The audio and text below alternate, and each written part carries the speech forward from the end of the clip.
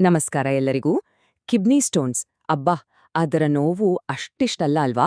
ಆದ್ರೆ ಅದನ್ನ ತಡೆಯೋಕೆ ನಮ್ಮ ಡಯಟ್ ಎಷ್ಟು ಮುಖ್ಯ ಅನ್ನೋದನ್ನ ಇವತ್ತು ಸರಳವಾಗಿ ಅರ್ಥ ಮಾಡ್ಕೊಳ್ಳೋಣ. ಇದೆಲ್ಲ ವೈದ್ಯಕೀಯ ತಜ್ಞರು ಕೊಟ್ಟಿರೋ ಸಲಹೆಗಳೇ. ಹಾಗಾದ್ರೆ ನಮ್ಮ ಊಟದಿಂದಾನೇ ಕಿಡ್ನಿ ಸ್ಟೋನ್ಸ್ನ ಸೋಲ್ಸೋಕಾಗುತ್ತಾ ಅಂತ ಕೇಳಿದ್ರೆ ಉತ್ತರ ಖಂಡಿತ ಹೌದು. ನಾವು ತಿನ್ನೋ ಆಹಾರ ಇದೆಯಲ್ಲ, ಅದು ಕಿಡ್ನಿ ಸ್ಟೋನ್ಸ್ ತಡೆಯೋಕೆ ಒಂದು ಸೂಪರ್ ಪವರ್ಫುಲ್ ಟೂಲ್ ಇದ್ದ ಹಾಗೆ. ಅದು ಹೇಗೆ ಅಂತ ನೋಡೋಣ ಬನ್ನಿ. ಸರಿ, ಹಾಗಾದ್ರೆ ಮೊದಲು ನಾವು ಸಮಸ್ಯೆಯ ಮೂಲಕ್ಕೆ ಹೋಗೋಣ. ಅಂದ್ರೆ ನಮ್ಮ ಕಿಡ್ನಿಯಲ್ಲಿ ಈ ಕಲ್ಲುಗಳು ಯಾಕೆ ಮತ್ತು ಹೇಗೆ ಉಂಟಾಗುತ್ತೆ ಅನ್ನೋದನ್ನ ಮೊದಲು ಅರ್ಥ ಮಾಡ್ಕೊಳ್ಳೋಣ. ಒಂದು ಸಿಂಪಲ್ ಉದಾಹರಣೆ ಕೊಡೋದಾದ್ರೆ, ಈಗ ತಣ್ಣಗಿರೋ ಟೀಗೆ ಜಾಸ್ತಿ ಸಕ್ಕರೆ ಹಾಕಿದ್ರೆ ಏನಾಗುತ್ತೆ? ಅದು ಕರಗದೆ ಹಾಗೆ ಕೆಳಗೆ ಕೂತು ಹರಳುಗಳಾಗುತ್ತೆ ಅಲ್ವಾ? ಎಕ್ಸಾಕ್ಟ್ಲಿ ಅದೇ ರೀತಿ ನಮ್ಮ ಮೂತ್ರದಲ್ಲಿ ಮಿನರಲ್ಸ್ ಮತ್ತೆ ಸಾಲ್ಟ್ಸ್ ಜಾಸ್ತಿ ಆದಾಗ ಅದು ಕರಗದೆ ಗಟ್ಟಿಯಾಗಿ ಕಲ್ಲುಗಳಾಗಿ ಬದಲಾಗುತ್ತೆ. ಇಲ್ಲಿ ಒಂದು ಇಂಟ್ರೆಸ್ಟಿಂಗ್ ವಿಷಯ ಏನಂದ್ರೆ ನೋಡಿ, ಸುಮಾರು 80% ಕಿಡ್ನಿ ಸ್ಟೋನ್ಸ್ ಕ್ಯಾಲ್ಷಿಯಂ ಆಕ್ಸಲೇಟ್ ಅನ್ನೋ ಒಂದೇ ಒಂದು ವಸ್ತುವಿನಿಂದ ಆಗುತ್ತೆ. ಅರಿದು ನಮ್ಮ ಡಯಟ್ಗೆ ನೇರವಾಗಿ ಸಂಬಂಧಪಟ್ಟಿದ್ದು. ಅಂದ್ರೆ ಯೋಚನೆ ಮಾಡಿ, ನಾವು ತಿನ್ನೋದ್ರ ಮೇಲೆ ಸ್ವಲ್ಪ ಗಮನ ಕೊಟ್ರೆ ಸಾಕು, ಇಷ್ಟು ದೊಡ್ಡ ಸಮಸ್ಯೆಯನ್ನೇ ತಡಿಬಹುದು. ಸರಿ, ಸಮಸ್ಯೆ ಬಗ್ಗೆ ಗೊತ್ತಾಯ್ತು. ಈಗ ಪರಿಹಾರದ ಕಡೆಗೆ ಬರೋಣ. ಈ ಕಿಡ್ನಿ ಸ್ಟೋನ್ಸ್ ಬರದ ಹಾಗೆ ತಡೆಯೋಕೆ ನಮ್ಮ ಊಟದ ತಟ್ಟೆಯನ್ನ ನಾವು ಹೇಗೆ ಸಿದ್ಧ ಮಾಡ್ಕೋಬೇಕು ಅಂತ ಸ್ಟೆಪ್ ಬೈ ಸ್ಟೆಪ್ ನೋಡೋಣ. ಮೊದಲಿಗೆ ಅದನ್ನ ತಿನ್ಬೇಡಿ, ಇದನ್ನ ತಿನ್ಬೇಡಿ ಅಂತ ನೆಗೆಟಿವ್ ಆಗಿ ಶುರು ಮಾಡೋದು ಬೇಡ, ಪಾಸಿಟಿವ್ ಆಗಿ ಶುರು ಮಾಡೋಣ ಅಲ್ವಾ?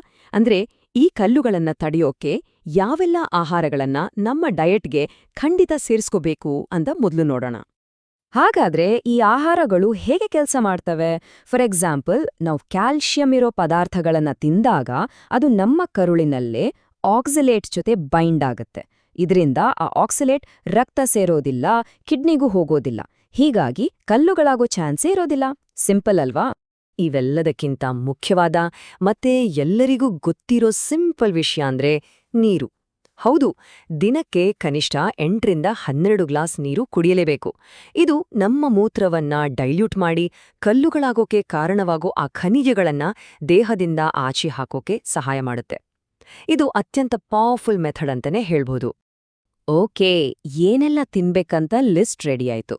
ಈಗ ಕಾಯಿನ್ನ ಇನ್ನೊಂದು ಮುಖ ನೋಡೋಣ. ಅಂದ್ರೆ ಯಾವ ಆಹಾರಗಳನ್ನ ನಾವು ಕಡಿಮೆ ಮಾಡಬೇಕು ಅಥವಾ ಸಾಧ್ಯವಾದಷ್ಟು ದೂರ ಇಡ್ಬೇಕು ಅನ್ನೋದ್ರ ಬಗ್ಗೆ ಮಾತಾಡೋಣ. ಈ ಲಿಸ್ಟ್ನಲ್ಲಿರೋ ಪದಾರ್ಥಗಳು ನಾವು ಮೊದಲೇ ಹೇಳಿದ ಹಾಗೆ ಆ ಹರಡುಗಳು ಅಥವಾ ಕ್ರಿಸ್ಟಲ್ಸ್ ಉಂಟಾಗೋಕೆ ಕಾರಣ ಆಗುತ್ತೆ. ಉದಾಹರಣೆಗೆ ಪಾಲಕ್ ಸೊಪ್ಪು, ನಟ್ಸ್, ಚಾಕ್ಲೇಟ್, ಇದರಲ್ಲಿ ಆಕ್ಸಲೇಟ್ ಜಾಸ್ತಿ ಇರುತ್ತೆ. ಹಾಗೆಯೇ ಪ್ಯಾಕ್ ಮಾಡಿದ ಪ್ರಾಸೆಸ್ಡ್ ಫುಡ್ಸ್ನಲ್ಲಿ ಸೋಡಿಯಂ ಜಾಸ್ತಿ ಇರುತ್ತೆ. ಅದೂ ಕೂಡ ಕಲ್ಲುಗಳಾಗೋಕೆ ಕಾರಣ. ಸರಿ, ಬೇಸಿಕ್ಸ್ ಎಲ್ಲ ಗೊತ್ತಾಯ್ತು. ಈಗ ಕೆಲವು ಪ್ರೋ ಟಿಪ್ಸ್ ನೋಡೋಣ. ಅಂದ್ರೆ ಈ ಎಲ್ಲ ಮಾಹಿತಿಯನ್ನ ನಮ್ಮ ಡೈಲಿ ಲೈಫ್ನಲ್ಲಿ ಸ್ಮಾರ್ಟ್ ಆಗಿ ಹೇಗೆ ಅಪ್ಲೈ ಮಾಡೋದು ಅನ್ನೋಕೆ ಕೆಲವು ತಂತ್ರಗಳು. ಇಲ್ಲಿ ನೋಡಿ, ಒಂದು ದಿನದ ಸ್ಯಾಂಪಲ್ ಮೀಲ್ ಪ್ಲಾನ್ ಹೇಗಿರುತ್ತೆ ಅಂತ ತೋರಿಸಲಾಗಿದೆ. ಇದನ್ನೇ ನೋಡಿದ್ರೆ ಗೊತ್ತಾಗುತ್ತೆ, ಇದು ಕೇವಲ ಅದು ತಿನ್ಬೇಡಿ ಇದು ತಿನ್ಬೇಡಿ ಅನ್ನೋ ರೆಸ್ಟ್ರಿಕ್ಷನ್ ಅಲ್ಲ, ಬದಲಿಗೆ ಸ್ಮಾರ್ಟ್ ಆಗಿ ಟೇಸ್ಟಿಯಾಗಿರೋ ಊಟ ಮಾಡ್ಕೊಂಡು ಹೇಗೆ ಆರೋಗ್ಯವಾಗಿರ್ಬೋದು ಅನ್ನೋದು. ಇಲ್ಲಿರೋದು ಒಂದು ಸಖತ್ ಸ್ಮಾರ್ಟ್ ಟ್ರಿಕ್. ಇದನ್ನ ಕ್ಯಾಲ್ಶಿಯಂ ಪೇರಿಂಗ್ ಅಂತಾರೆ. ಡಾಕ್ಟರ್ ಮನೋಹರ್ CS ಅವರಂತಹ ಎಕ್ಸ್ಪರ್ಟ್ಸ್ ಇದನ್ನ ಸಜೆಸ್ಟ್ ಮಾಡ್ತಾರೆ. ಏನಪ್ಪಾ ಅಂದ್ರೆ, ಪಾಲಕ್ ಥರ ಆಕ್ಸಲೇಟ್ ಜಾಸ್ತಿ ಇರೋ ಪದಾರ್ಥ ತಿನ್ಬೇಕಾ, ಅದರ ಜೊತೆಗೆ ಮೊಸರಿನ ಥರ ಕ್ಯಾಲ್ಶಿಯಂ ಇರೋ ಪದಾರ್ಥ ಸೇರಿಸಿ ತಿನ್ನಿ. ಆಗ ಆಕ್ಸಲೇಟ್ ಕರುಳಿನಲ್ಲೇ ಲಾಕ್ ಆಡುತ್ತೆ, ಕಿಡ್ನಿ ತನಕ ಹೋಗೋದೇ ಇಲ್ಲ. ಸಖತ್ ಟ್ರಿಕ್ ಅಲ್ವಾ ಇದು? ಇನ್ನೂ ಕೆಲವು ಎಕ್ಸ್ಪರ್ಟ್ ಟಿಪ್ಸ್ ನೋಡಿ. ಟೈಮ್ಗೆ ಸರಿಯಾಗಿ ಊಟ ಮಾಡೋದು, ತರಕಾರಿಗಳನ್ನ ಬೇಯಿಸಿ ತಿನ್ನೋದು, ಮತ್ತೆ ವಿಟಮಿನ್ C ಸಪ್ಲಿಮೆಂಟ್ಸ್ ಜಾಸ್ತಿ ತಗೊಳ್ದೇ ಇರೋದು, ಈ ತರಹದ ಚಿಕ್ಕ ಚಿಕ್ಕ ಬದಲಾವಣೆಗಳು ಕೂಡ ನಮ್ಮ ಆರೋಗ್ಯದ ಮೇಲೆ ತುಂಬಾನೇ ದೊಡ್ಡ ಪಾಸಿಟಿವ್ ಇಂಪ್ಯಾಕ್ಟ್ ಮಾಡುತ್ತವೆ. ಇಲ್ಲಿಯವರೆಗೂ ತಡೆಯೋದು ಹೇಗೆ ಅಂತ ನೋಡಿದ್ವಿ, ಆದ್ರೆ ಈಗ ಒಂದು ಗಂಭೀರವಾದ ವಿಷಯದ ಬಗ್ಗೆ ಮಾತಾಡೋಣ. ಡಯಟ್ ಅನ್ನೋದು ಪ್ರಿವೆನ್ಷನ್ಗೆ ತುಂಬಾನೇ ಮುಖ್ಯ, ನಿಜ. ಆದ್ರೆ ಕೆಲವು ಲಕ್ಷಣಗಳು ಕಾಣಿಸ್ಕೊಂಡಾಗ ನಾವು ತಕ್ಷಣ ಡಾಕ್ಟರ್ ಹತ್ರ ಹೋಗ್ಲೇಬೇಕು.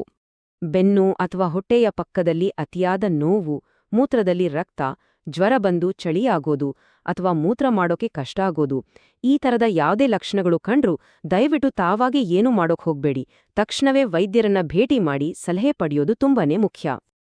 ಕೊನೆಗೆ ಹೇಳೋದಾದ್ರೆ, ನಮ್ಮ ಕಿಡ್ನಿ ಆರೋಗ್ಯದ ಕಂಟ್ರೋಲ್ ನಮ್ಮ ಕೈಯಲ್ಲೇ ಇದೆ. ನಾವು ತಿನ್ನೋ ಆಹಾರವನ್ನ ಸರಿಯಾಗಿ ಆಯ್ಕೆ ಮಾಡ್ಕೊಂಡ್ರೆ ದೀರ್ಘಕಾಲದವರೆಗೆ ಆರೋಗ್ಯವಾಗಿರೋಕೆ ಇದೊಂದು ಬಲವಾದ ಅಸ್ತ್ರ. ನೆನ್ಪಿಡಿ, ಆರೋಗ್ಯ ಅನ್ನೋದು ನಮ್ಮದೇ ಆಯ್ಕೆ.